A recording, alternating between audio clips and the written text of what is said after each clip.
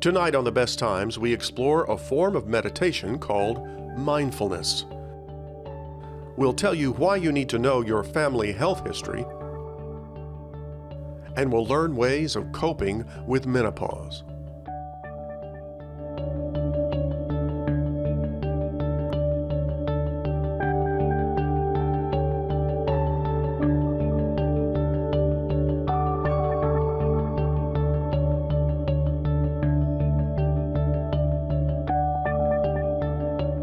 Funding for The Best Times is provided by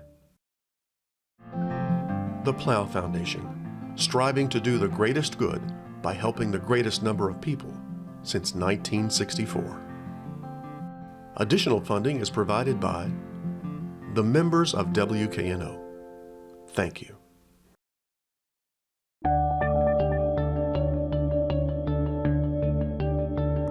Hello, I'm Chris Hardaway. Welcome to this edition of The Best Times, a series that looks at life after 50. In his poem, A Song for Occupations, Walt Whitman wrote, "Happiness, not in another place, but this place. Not for another hour, but this hour." In many ways, those lines reflect the essence of mindfulness, a form of meditation that seeks to focus entirely on this moment, not yesterday or tomorrow, but now.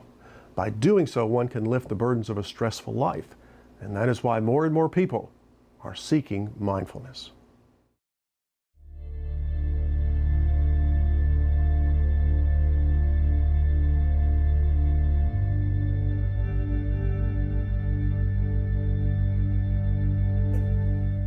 Bring yourself into a dignified but not uncomfortable position. Allow your eyes to come gently closed if you feel comfortable doing that. You can imagine that your awareness is sort of like a flashlight, and you can shine the focus of your awareness on your breath. Dr. Robert Baldwin is directing a mindfulness session at the Experiential Health Center. He's instructed his students to focus their minds on their breathing, and when their minds begin to wander, to shine their focus, like that flashlight, back onto their breathing. For the next 10 minutes, the students sit quietly, absorbed in the moment. This is mindfulness in action. One way to think about what mindfulness is to talk about a little bit what it isn't. In our society, we live with a lot of stress. I think that our society engenders a lot of compulsive thinking. All of our training programs and everything throughout school is geared in developing good thinkers. And so we end up thinking a lot, and our minds become like hyperactive dogs on a very long leash. And so you're trying to walk this hyperactive dog down the street, and it runs into the neighbor's yard, and then you're worried about what it's doing over there, and then it might run out into the street, and you're worried about it being run over. And so it's always causing lots of anxiety based on where it drifts off to. Meditation is a way of shortening that leash so that we have our mind more focused on what's happening in the present moment. And when you focus your awareness on the present moment, you begin to realize that right now, more often than not, there isn't anything wrong. So mindfulness can be described as moment-to-moment awareness, but with one important caveat. Usually when we're attending to what's happening moment to moment, we make judgments about it. I like this, I don't like that. But mindfulness is about allowing experiences to happen without making immediate judgments. In a world where multitasking is the norm, and none of us can live without our smartphones, the distractions of life can prevent us from living in the moment. Professor Musey says this has become our default state of existence, a state that he calls mindlessness. Mindlessness is just the fact that our minds ordinarily are just moving from place to place. It's what the Buddha called monkey mind. We get interested in one thing, and then suddenly we're interested in something else, and our attention goes there. And so we are moving back and forth between ideas. Sometimes we're off contemplating what we're going to be having for dinner, or I could be sitting here right now and thinking about my vacation at Orlando this summer. So I'm not really being fully present in the moment. That's mindlessness. It's important to understand that mindfulness and meditation are not necessarily the same thing. Mindfulness is a state of mind, and meditation is a means of cultivating that state of awareness with the goal of living life in a state of mindfulness. Mindfulness is a quality that we want to have, and meditation is a way of cultivating that quality. So just as one might go to the gym and exercise for a couple of hours every week to gain strength, to gain flexibility, to improve one's health, meditation is like going to the gym, except it's a discipline for the mind. And instead of gaining flexibility and strength and health and so forth, what it promotes is this quality of being attentive to our experience at all times. So consequently, we live our lives in this state of mindfulness. So we could be reading a book mindfully, we can be cooking mindfully, I can be having a conversation with you mindfully, as long as I'm fully attentive and other things are not drifting through my mind at that time. You can become more mindful throughout your day if you have a formal meditation practice to support that. And so you might be driving somewhere, and we might have a long commute or something, and that's an opportunity for your mind to wander. And every opportunity then, everything that we engage in becomes an opportunity to practice mindfulness. So a red light, and you stop at the red light, and that becomes an opportunity to bring yourself back to what's happening right now, rather than getting lost in thought and worrying about something that might be happening in the future. Because mindfulness can be incorporated into almost any aspect of our daily lives, everyone from office workers to the Marine Corps have been using it. In a 2008 study of Marines about to be deployed in Iraq, 12 minutes of meditation a day resulted in improvements in sleep, cognitive and emotional testing, and athletic performance. Dr. Baldwin uses mindfulness and meditation at the VA hospital in his treatment of veterans with post-traumatic stress disorder. And so I found that using meditation is a useful way to help veterans stay focused on what's really happening in the present moment and not to continually relive painful experiences. It's important to be able to resolve and work through some of these painful experiences, but there are a lot of times throughout your day that it's not helpful to be really reliving these painful experiences. When you're interacting with a loved one or a friend or family member, reliving a painful experience that happened in a combat zone, for example, makes it difficult to relate to your family. And so using meditation as a way to increase a veteran's ability to stay present and connect with people in their immediate surrounding is a useful tool. Now consider what mindfulness is. This is the morning mindfulness session of the VA hospital's chaplains. They devote about 45 minutes before starting their daily rounds to quiet meditation. As supervisor of the chaplains, Alan Bell believes mindfulness training can control what he calls split-mindedness. I find I need that in order to get centered for the day. We're going to meet many things in the day that are very painful, that are objectionable, that are sometimes frustrating and angering and harsh and rude and all of those negative things. Mindfulness, to me, is something that helps us get centered, brings us back to what's important, and keeps us in the present moment, which in our work as chaplains is extremely important. So what can mindfulness do for you? How about getting a better night's sleep? A report in the Journal of the American Medical Association reported 49 older adults with sleep problems started sleeping better after 6 weeks of mindfulness practice. At night, when you're trying to sleep, compulsive thinking a lot of time gets in the way of trying to go to sleep. And just like meditation, the act of sleeping is letting go. And so meditation helps prepare us to be better able to let go of things, stressful events from our past or in the future. And so when you're trying to sleep, being able to let go of this compulsive thinking and relax is a useful way to help improve sleep. And mindfulness can help alleviate one of the great fears of old age, loneliness. The way to deal with fear is to become familiar with a situation that's causing you to be afraid.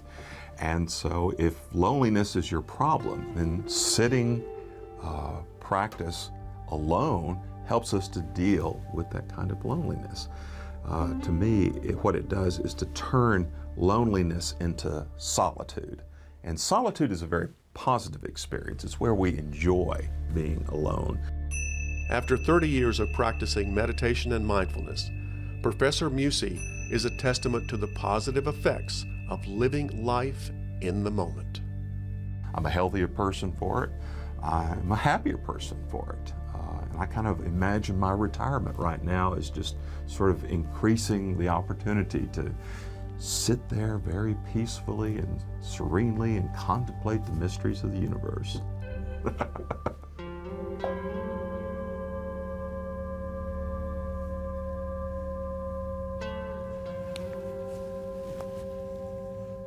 To allow your awareness to return to the room and maybe bring some movement into your hands and feet. And when you're ready, allow your eyes to come gently open.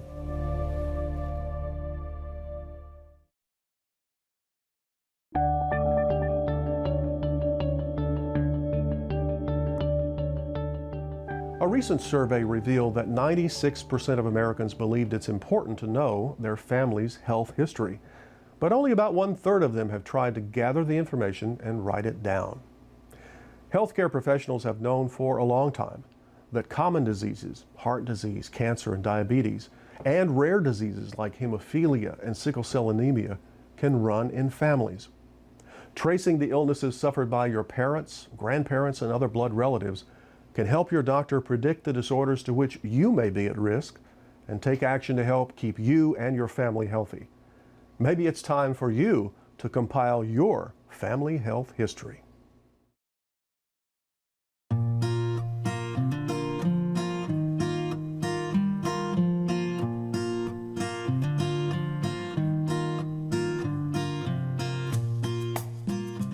Let's begin by defining terms. Exactly what is a family health history?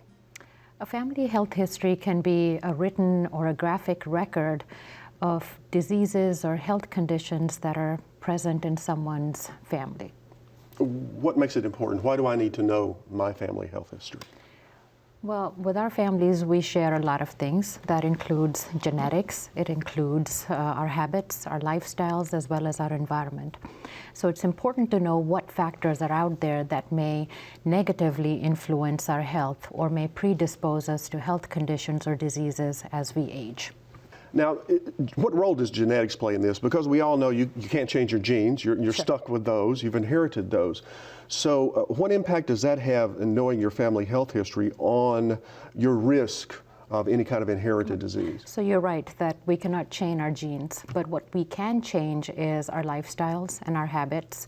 And believe it or not, they play a huge role in helping us to prevent developing these diseases or health conditions down the road. Now, in compiling this family health history, when do you do it?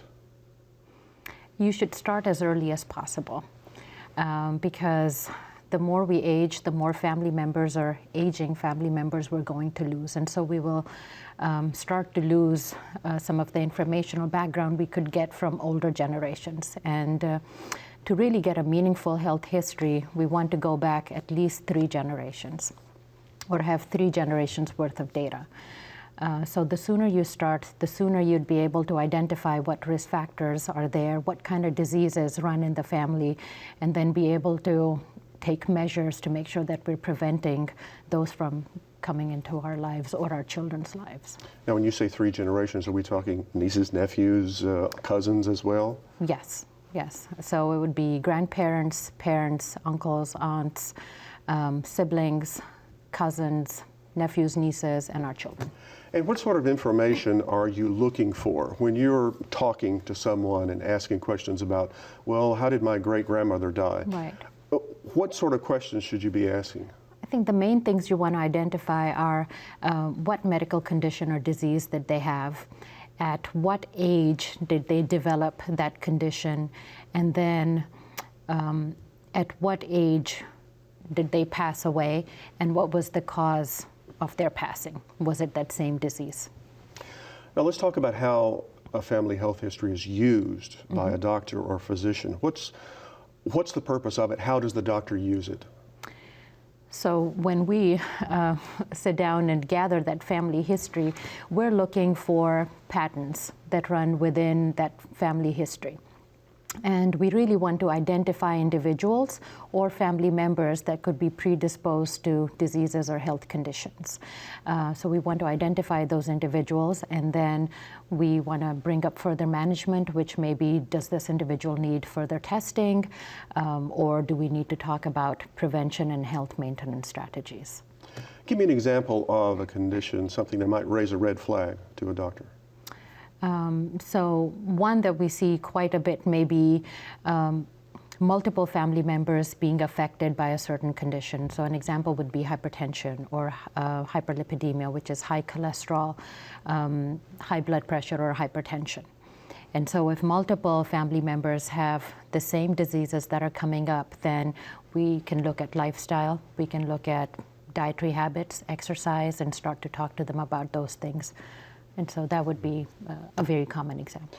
Is a family health history in that respect a good predictor of disease? I mean, we always hear about, well, if you've had a relative that, a female relative had breast cancer, does that increase your chance to have breast cancer or any form of cancer? So the answer is yes, and multiple studies show that family history is indeed a very good predictor. And some may even call it the gold standard out there. Again, it's not just the genetics, it's also the lifestyle, but certainly if a family member has a disease condition, you would be more likely to have that. And you mentioned lifestyle and environmental factors and so forth. Is that something you should also consider when you compile this history? Absolutely. You should try to know more than just, well, Right. this person had this, lived, and died. Absolutely, right. So and so had lung cancer, but then they were also smokers and they had smoked for this many years. So that may have been their lifestyle, and which then negatively affected them, versus someone who was never a smoker but also got lung cancer. So there's a huge difference there. What tools are there out there to help us put together our family health history? What's available? One of the free online web-based tools that's available is called My Family Health Portrait, and it's endorsed by the Surgeon General as well as the CDC. And it takes you through steps on what to ask and how to put it together. Certainly. It'll take you through the steps of what you need to put in there. You can print it out, you can save it to your computer, and really just then share it with your health provider. Thank you, Dr. Khan, for being on The Best Times. You're welcome. Thank you. If you're ready to compile your family health history, go to the website of the U.S. Department of Health and Human Services and click on their Family Health Portrait tool.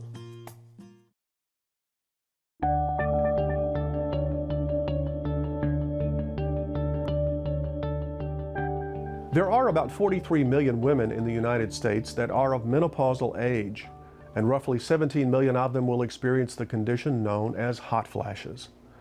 For some 9 million women, the hot flashes can be severe enough to disrupt their lives. Although menopause is a natural transition in life, there are some things you should know about coping with menopause.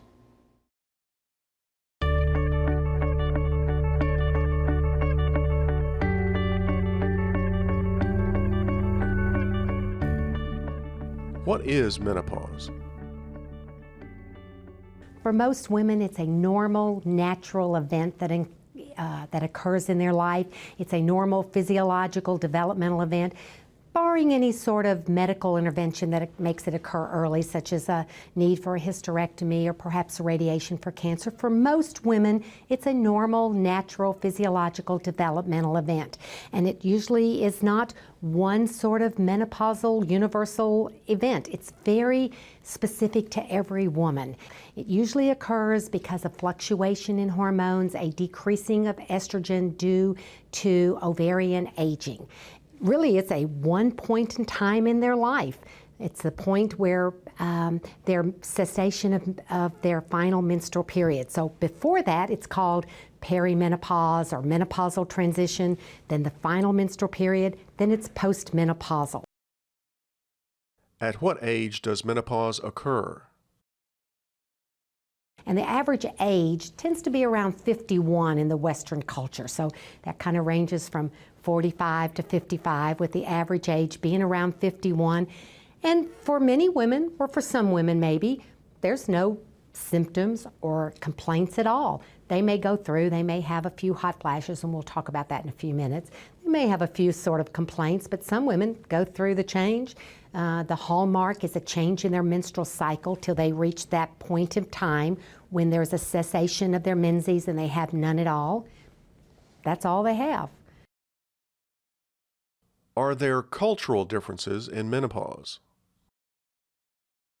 There's a study that's been going on for a long period of time called SWAN, Study of Women Across the Nation, and they've enrolled a large number of women. They enrolled Caucasian American, African American, Hispanic American, and Asian American, and they've actually studied their experience about menopause. They've looked at biological factors and socioeconomic factors and a lot of other things, and they've actually found that menopause differs across cultures. So it's a whole different physiological, biological, sociological event across women. So again, it's not a disease, it's a normal event and a difference across cultures, and one size does not fit all. What conditions can be associated with menopause? One of the ones that people tend to laugh about is called the menopause fog. It's the cognition one. I can't remember anything. I can't think anymore. Nothing seems to come to me. I'm forgetting everything. And there's been some research on that. Is it related to the decrease in estrogen? Is it related to the vasomotor hot flashes? And it could be. Is it related to women are waking up at night because they're having these hot flashes and night sweats? So they're fatigued, they're irritated, they're not thinking sort of straight. There are some depressed moods for some women, particularly women who may have had some depression earlier in life. Some other complaints are musculoskeletal, aches and pains. We don't know why that occurs. Is that occurring because of the change in estrogen? Those are some concerns. Another concerns are some vulvovaginal issues, some complaints of burning and itching, and that's due to a change in reduction of estrogen, and that's certainly a complaint that women need to have with their healthcare provider, because there are some things that we can do about that. What are hot flashes? We don't really have an answer as to what happens in the thermostat of a woman. Women who are experiencing moderate to severe hot flashes, those are the ones that really are experiencing quality of life issues. Those are the ones that come to see me in my practice. Those are the ones that need to talk to their healthcare professional. 87% of those women who are experiencing moderate to severe hot flashes on a daily basis, out of those women, the median age for that, 7.4 years of duration. We used to think that only happened around 3 years. We used to say, well, the hot flashes, you maybe experience them for about 3 years. We found now through research over the last couple of years, the median amount of duration, 7.4 years. Can hot flashes be controlled? The hallmark of managing vasomotor symptoms is menopausal hormone therapy. Now, there was a study that came out about in 2002, and it was called the Women's Health Initiative. And there was a lot of fear and a lot of confusion that centered around that study, both in women and in providers. And still more than 10, 12 years later, we still have some confusion, although we've really found that some of the complications to that seem to be a lot less in women less than 60 and less than 10 years since their last menstrual cycle. Those problems seem to be much less. So it seems to be a timing sort of issue. However, it's a medication. So the first thing I have to do with my patient is to look at their risk factors and contraindications. If a woman has breast cancer, if she's had some GYN cancers like endometrial cancer, if she's had any blood clots in her past history, if she's had a stroke or some sorts of heart disease, she's not going to be a candidate for menopausal hormone therapy. So we first have to get that out of the way. For more information about menopause, check with your doctor or go to the websites of the North American Menopause Society or the National Institute on Aging. Want more information about life after 50? Go online to watch more shows and find more resources. And send us your feedback and story ideas to besttimes@wkno.org. That's all for this edition of The Best Times. Please join us next week for more stories about life after 50. Until then, I'm Chris Hardaway. Thanks for watching. Good night. Funding for The Best Times is provided by the Plow Foundation, striving to do the greatest good by helping the greatest number of people since 1964. Additional funding is provided by the members of WKNO. Thank you.